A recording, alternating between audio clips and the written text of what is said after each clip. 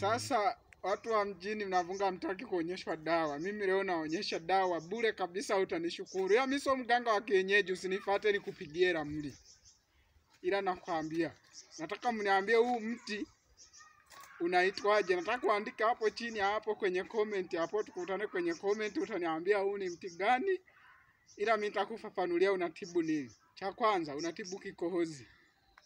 Cha pili unatibu sikio. Cha tatu unatoa mikosi, unasafisha nyota.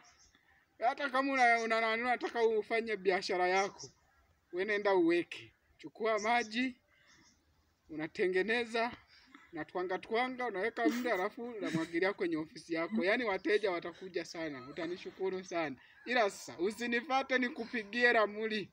Wewe hakikisha tu unaweka hapo, una subscribe, una comment, una like, kila kitu tunamalizana hapo. Kwa sitaki munifate niwapigie ramli, sipigi ramli chonganishi. Tumeelewana?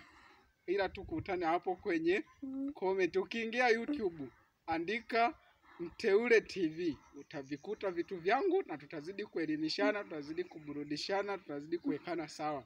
Asanteni sana watu wangu wa karibu. Fuatilieni dawa. Mtakuja mnishukuru. Mimi sinawaambia alafu mnavunga. Haya, kazi kwenu.